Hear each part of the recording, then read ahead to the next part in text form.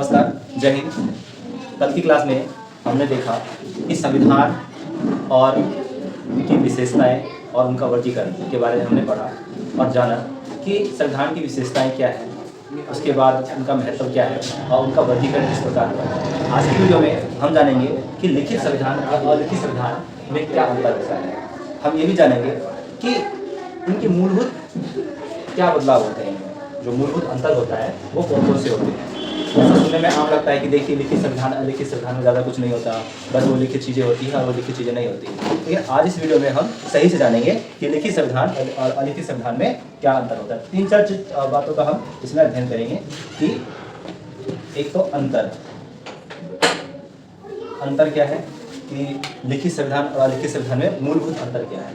उसके बाद हम जानेंगे कि आखिर लिखित संविधान और अलिखित संविधान किन किन देशों में है ना, देशों में है लिखित संविधान और अलिखित संविधान कौन कौन से देशों में है। और तीसरी बात जो है इंपॉर्टेंट सबसे ज़्यादा कि लिखित संविधान और अलिखित संविधान जो उनके मूलभूत मतलब हमें कैसे पता चलेगा कि जो लिखित संविधान में ये विशेषता होती है और अलिखित संविधान में इस प्रकार की विशेषता होती है, तो हम जानने का प्रयास करेंगे इस वीडियो के माध्यम से। देखिए, सबसे पहली बात तो ये कि दुनिया में शायद ऐसा कोई सा संविधान नहीं होगा जिसमें लिखित अंश ना हो। मतलब ऐसा कोई देश के संविधान ही नहीं है कि हाँ हम ये कह दें कि देखिए उसमें जो है लिखित अंश है ही नहीं, वो तो अलिखित संविधान है। नहीं, ऐसा हो ही नहीं सकता। अलिखित संविधान का मतलब ये नहीं है कि उसमें लिखित अंश ना हो, कुछ ना कुछ फॉर्म लिखित रूप से होती है। ठीक है, तो सबसे पहले लिखित और अलिखित संविधान में जो होती है वो होता है मात्रात्मक अंतर। मात्रात्मक अंतर का अर्थ ये हो जाएगा कि उनमें जो क्वांटिटी ऑफ जो शब्द है, शब्द की क्वांटिटी कितनी है। एग्जाम्पल के लिए हम देख लेते हैं सबसे पहले ये चीजें, लिखित और अलिखित संविधान में केवल मात्रात्मक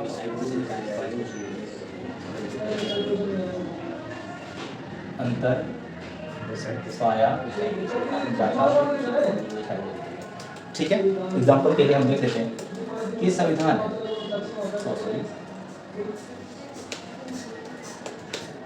लिखित संविधान और अलिखित संविधान।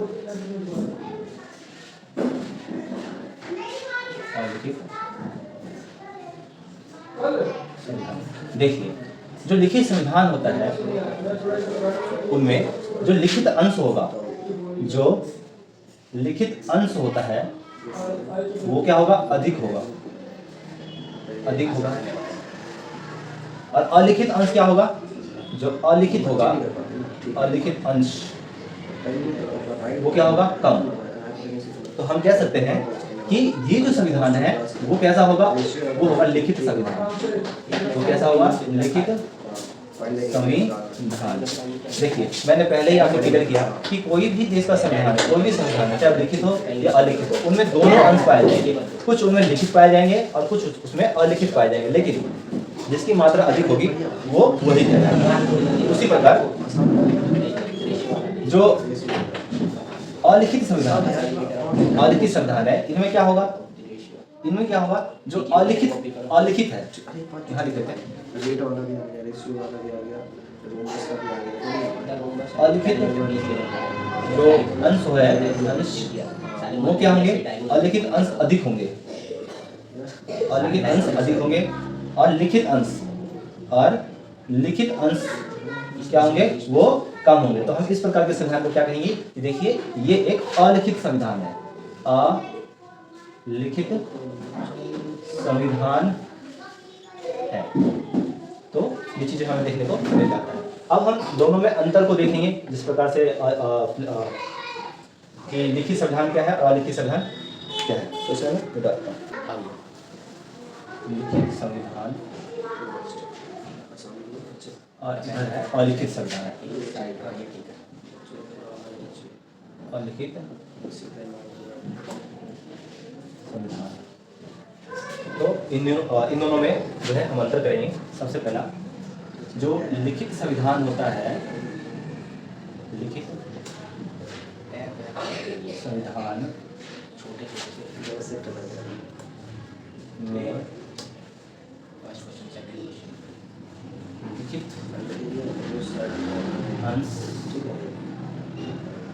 अधिक पाए जाते हैं। वहीं पे देखेंगे कि अलिखित संविधान में जो है लिखित अंश कम पाए जाते हैं।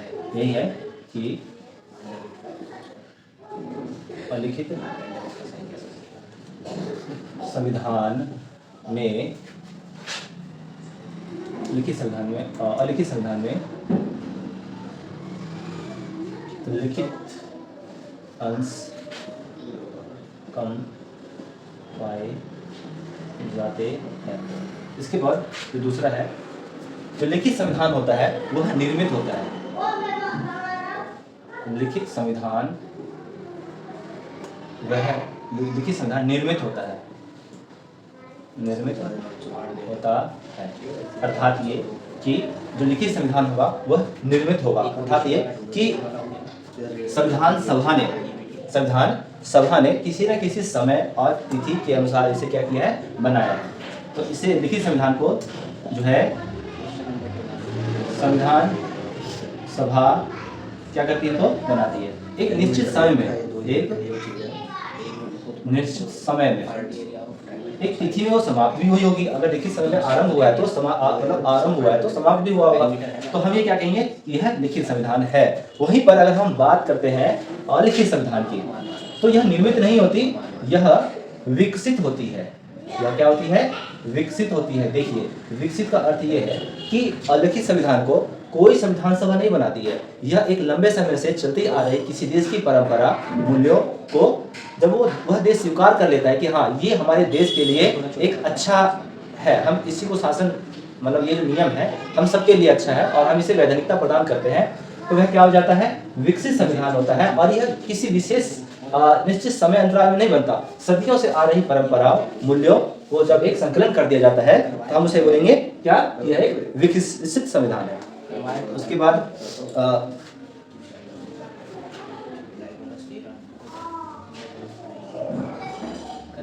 विकसित संविधान, संविधान सभा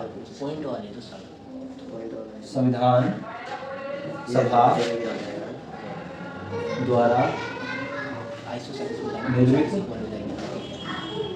होती है। वहीं पर अगर हम इसकी बात करते हैं तो अलिखित संविधान, यहाँ कोई संविधान सभा नहीं होती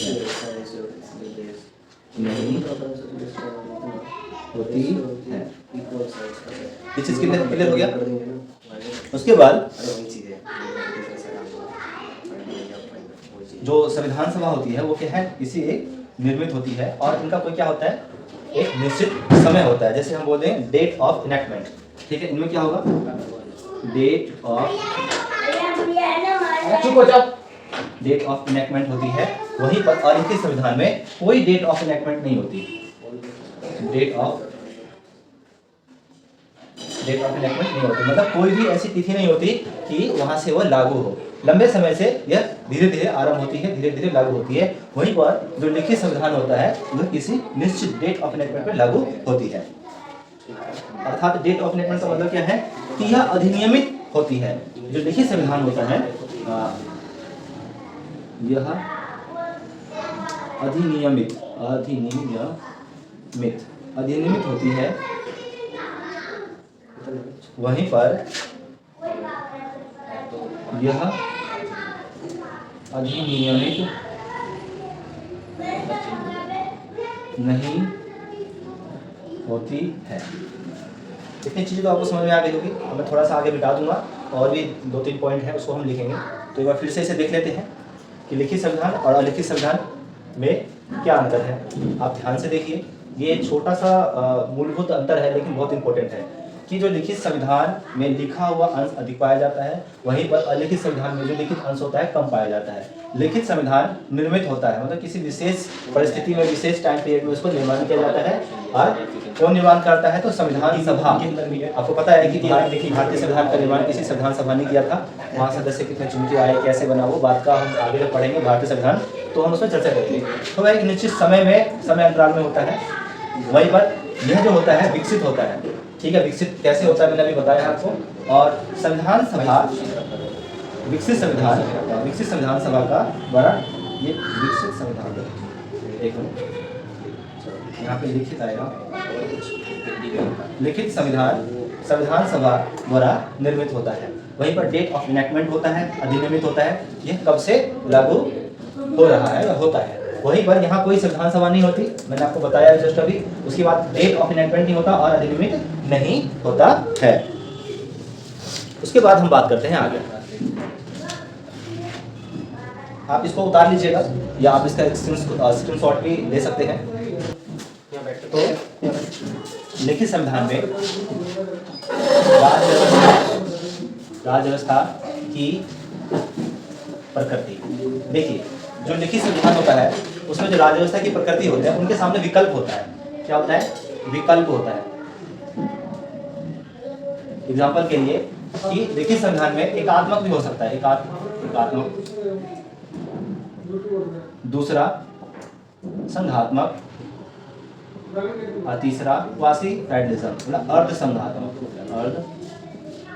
संघात्मक, ठीक है। एकात्मक शासन व्यवस्था का अर्थ ये हो जाएगा, कल की क्लास में मैंने बताया था कि जब शक्तियां जब संपूर्ण रूप से एकत्रित हो जाए, किसी सेंटर के कंट्रोल में ही हो, तो हम वहाँ पे एकात्मक शासन व्यवस्था बोलते हैं। संघात्मक, जब वहाँ पे शक्तियों का विकेंद्रीकरण होता है। आपने देखा होगा कि किस भारत का जो संविधान है वो संघात्मक है, तो यहाँ पे किस प्रकार शक्तियों का जो है विकेंद्रीकरण किया गया है। वहीं पे अर्ध संघात्मक की बात करते हैं तो यह दोनों का मिला जुला फॉर्म होता है। एग्जाम्पल के लिए मान के चलिए कि एकात्मक व्यवस्था में क्या होगा कि जो शक्तियों का स्रोत होगा वो एक ही जगह होगा, एक ही स्थान पे होगा, यहाँ से पावर डिलीवर की जाएगी। वहीं पर अगर हम संघात्मक की बात करते हैं तो संघात्मक हमें क्या देखने को मिलता है कि यहाँ पर शक्तियां जो है अलग अलग फॉर्म में बटी होती है, अलग अलग इंस्टीट्यूशंस में, अलग अलग संस्थाएं में क्या होती है, शक्तियां बटी रहती है। एग्जाम्पल के लिए अगर भारत की बात करते हैं तो सेंटर को कुछ पावर दी गई है, स्टेट को पावर दी गई है संवैधानिक रूप से। फिर हम पंचायती राज की बात करते हैं कि जो है 93वां पंचायती राज को किस प्रकार जो है वहाँ पे वो शक्ति दी गई है 74वां संविधान संशोधन में। तो यहाँ पे संघात्मक जो शासन व्यवस्था है यहाँ पे पावर डिलीवर किया जाता है, कहाँ पे? टू द ग्रास रूट, अर्थात शक्तियों का विकेंद्रीकरण। देखिए अर्ध संघात्मक जो क्वासी फेडरलिज्म है ये कुछ ऐसा माना नहीं जाता, लेकिन दोनों का मिला जुला फॉर्म है तो हम ये कह सकते हैं। और भारत का जो संविधान है ऑफिशियली कहता है कि हम संघात्मक है, लेकिन जब हम इसके प्रैक्टिकल फॉर्म में जाते हैं तो कहीं ना कहीं हमें अर्ध संघात्मक व्यवस्था देखने को मिल जाता है। वहीं पर अगर हम अलिखित संविधान में अगर हम राज्य व्यवस्था की बात करते हैं, राज्य व्यवस्था की यहाँ पे प्रकृति कैसी होती है? राज्य व्यवस्था की प्रकृति होती है यहाँ पे एकात्मक, क्योंकि यहाँ पर लंबे समय से जो शासन चलता आ रहा है किसी एक राजा के कंट्रोल में या कह सकते हैं किसी एक संवैधानिक शक्ति के कंट्रोल में, वहाँ पे शक्तियों का विकेंद्रीकरण नहीं हो पाता। एग्जाम्पल के लिए ब्रिटेन की बात करते हैं तो ब्रिटेन में क्या है, उनका संविधान अलिखित है, ठीक है, और उनका जो राज्य व्यवस्था की प्रकृति है वो एकात्मक है, ठीक है। उसके बाद हम छठा पॉइंट की बात करते हैं। अलिखित संविधान जो होगा यहाँ पे न्यायपालिका सर्वोच्च होती है। न्यायपालिका क्या होती है? सर्वोच्च होती है। देखिए, और उनको जो है लिखित संविधान में न्यायपालिका जो होती है जुडिशरी बहुत पावरफुल होती है। एग्जाम्पल के लिए आप देखिए कि लेजिस्लेचर में, विधायिका में कोई भी नियम कानून पारित होते हैं, कोई भी नियम कानून बनाए जाते हैं, अगर उनमें कुछ त्रुटियां पाई जाती है कि ऐसा लगता है कि संविधान के अनुरूप नहीं है, तो न्यायपालिका क्या करती है? न्यायिक पुनरावलोकन करती है। न्यायिक पुनरावलोकन का अर्थ ये होगा कि जुडिशरी रिव्यू करती है और उसके माध्यम से क्या है वह उन्हें खारिज कर सकती है या उन्हें सलाह दे सकती है। संविधान की मान्यता और नियमों के अनुरूप नहीं होते तो वह उसे सीधा खारिज कर देती है। तो न्यायपालिका सर्वोच्च होती है। उसके बाद इसके बाद देखिए, अगर यही चीजें हम बात करते हैं, छठा पॉइंट यहाँ पे, तो जो अलिखित संविधान होता है वहाँ पे जो न्यायपालिका होता है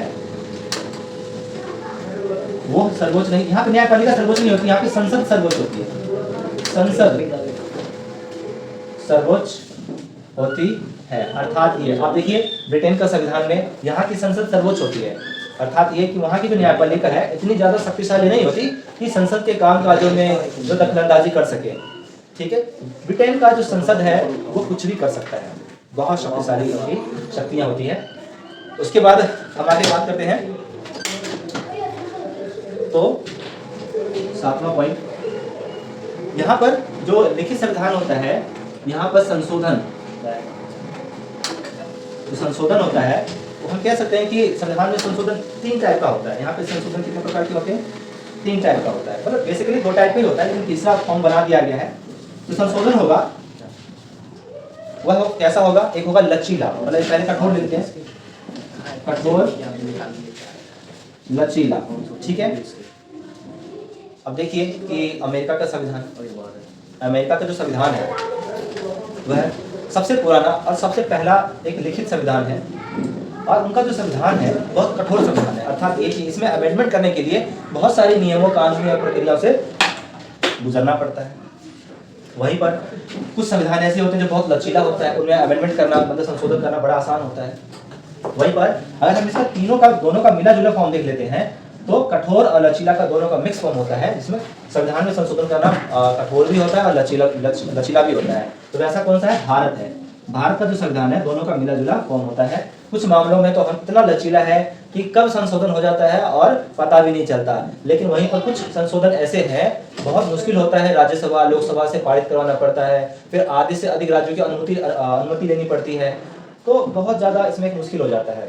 वहीं पर अगर हम अलिखित संविधान की बात करते हैं, 7वां पॉइंट, तो यहाँ पे जो संशोधन होता है, संशोधन आसान होता है, मतलब लचीला है, लचीला है। ब्रिटेन का संविधान में संशोधन करना बहुत आसान है, बहुत लचीला है, यहाँ पे कोई मिला जुला फॉर्म नहीं होता। अब हम कुछ एग्जाम्पल की बात करते हैं कि किन देशों का संविधान जो है लचीला है और किन देशों का संविधान कठोर है, अलिखित संविधान किसमें है, अलिखित संविधान कौन से देशों में है। तो एक चीज और, जब हम बात करते हैं संशोधन की, तो ब्रिटेन में 1215 की बात करते हैं। ब्रिटेन में जो है 1215 में एक मैग्ना कार्टा लाया गया। मैग्ना कार्टा का अर्थ ये है कि महाधिकार पत्र। महाधिकार पत्र का अर्थ ये कि वहां पर जब राजा ने वहां की जनताओं को कुछ अधिकार दिए, कि देखिए ये आपके अधिकार है, तो वह दुनिया में सर्वप्रथम था, सबसे पहले था कि कहा गया कि देखिए जो वहाँ के जो राजा थे चार्ल्स जॉन, उन्होंने कहा था कि जनताओं को और वहाँ पे जो सामंत थे उनके भी कुछ अधिकार है। ये दुनिया में सबसे पहले घटना घटा कि राजा ने जो है जनता को कुछ अधिकार दिए ऑफिशियली, महाघोषणा पत्र इसे कहा जाता है। आप बताइए कि भारत में जब ईस्ट इंडिया कंपनी का शासन था तो किस मुगल शासक ने कंपनी को एक मैग्ना कार्टा दिया? कंपनी को ये लगा कि वाह, क्या हमको जो है आज मैग्ना कार्टा मिल गया है, मतलब इतनी छूट मिल गई है। आप इसका जवाब जो है कमेंट में जरूर दीजिएगा। तो अलिखित संविधान कौन कौन से हैं देख लेते हैं। एक हो गया कौन सा? एक है ब्रिटेन। उसके बाद हम बात करते हैं कौन सा? सऊदी अरब। सऊदी अरब में भी क्या है? अलिखित संविधान है। उसके बाद हम बात करते हैं न्यूजीलैंड। यहाँ भी क्या है? अलिखित संविधान है। और उसके बाद कौन सा है? इजराइल में भी क्या है? अलिखित संविधान है। लिखित संविधान की बात करते हैं तो कहाँ कहाँ है? देखिए, भारत, अमेरिका, ठीक है। उसके बाद हम बात करते हैं श्रीलंका। उसके बाद हम बात करते हैं जापान, ठीक है। यहाँ भी जापान। देखिए, भारत का जो संविधान है वो दोनों का फॉर्म है, मतलब कठोर भी है और लचीला है, दोनों फॉर्म मिला जुला है। वहीं पे अमेरिका की बात करते हैं, अमेरिका के संविधान की, तो ये बहुत कठोर है। यहाँ पर अमेरिका में बहुत कठोर संविधान है। यहाँ की जो न्यायपालिका है सर्वोच्च होती है और बहुत ज्यादा शक्तिशाली है। वहीं पर श्रीलंका की बात करते हैं तो श्रीलंका का संविधान क्या है? लिखित संविधान है और बहुत ज्यादा लचीला संविधान है, ठीक है। तो यहाँ पर मैं लिख रहा हूँ अमेरिका के बारे में कठोर, और इनका श्रीलंका के नीचे लिख रहा हूँ लचीला। जापान की बात करते हैं तो देखिए, एशिया में सबसे पहला अगर किसी देश का संविधान अगर लिखा गया है तो वह कौन सा है? जापान का संविधान। जापान का संविधान क्या है? लचीला संविधान है। तो यहाँ मैं लिख रहा हूँ लचीला, ठीक है। तो एक बार रिवीजन कर लेते हैं जो कुछ भी पढ़े। तो आगे मैंने पॉइंट लिखा है, उसके साथ ही 5वां पॉइंट देख लीजिए। राज्य व्यवस्था की प्रकृति कैसी होगी? देखिए, संविधान की तो इनके पास विकल्प होते हैं, एकात्मक, संघात्मक और अर्धसंघात्मक। वहीं पर इनकी राज्य व्यवस्था अलिखित संविधान है, इनकी प्रकृति कैसी होगी? एकात्मक। इनके पास कोई विकल्प नहीं होता, ठीक है। न्यायपालिका कैसी रहेगी, यहाँ पे सर्वोच्च रहेगी। और उसके बाद जो है यहाँ पे न्यायिक पुनर्वलोकन का अधिकार होता है उनके पास में, जुडिशरी रिव्यू का, कुछ भी कर सकती है सरकार की दोनों फॉर्म, विधायिका कार्यपालिका दोनों का जो है वो जुडिशरी रिव्यू कर सकती है, न्याय पुनर्वलोकन कर सकती है। संशोधन कैसे होगा यहाँ पे, तो संशोधन देखिए अमेंडमेंट जो होगा कठोर होगा, लचीला दोनों हो सकता है, लेकिन कई फॉर्म में हमें तीसरा का फॉर्म देखने को मिलता है, वो भारत का है, दोनों का मिला जुला फॉर्म में देखने को मिलता है। वहीं पर अगर हम अलिखित संविधान में संशोधन की बात करते हैं तो यहाँ पे हमेशा लचीला रहेगा। एग्जाम्पल के लिए हमने बात किया 12 से 15 का मैग्ना कार्टा, ध्यान दीजिएगा मैग्ना कार्टा बहुत इंपॉर्टेंट है, ये कभी कभी क्वेश्चन में आ जाता है कि बताइए ब्रिटेन में जो मैग्ना कार्टा है वो कब लागू हुआ। उसके बाद हम बात करते हैं कि अगर लिखित संविधान कौन कौन से देशों का, तो भारत का है लचीला संविधान है, मतलब दोनों का मिक्स फॉर्म है। अमेरिका का काफी कठोर संविधान है, श्रीलंका का जो है लचीला संविधान है, और जापान जो है लचीला संविधान है। और इसकी बात करते हैं अलिखित संविधान जो है ब्रिटेन का है, सऊदी अरब का है, न्यूजीलैंड का और इजराइल का है। आशा करता हूँ कि आज का क्लास आपको अच्छा लगा होगा और आपको मेरा पढ़ाने का तरीका अच्छा लगा, तो आप कमेंट में कमेंट जरूर कीजिएगा, लाइक कीजिए और सब्सक्राइब कीजिए। अगर कुछ भी परिवर्तन ऐसा लगता है कि सर आप दूसरे फॉर्म में बताइए कि इस माध्यम से अगर आप हमें समझाएंगे तो हमें अच्छी तरह से समझ में आएगा, तो आप कमेंट में जरूर बताइए। धन्यवाद।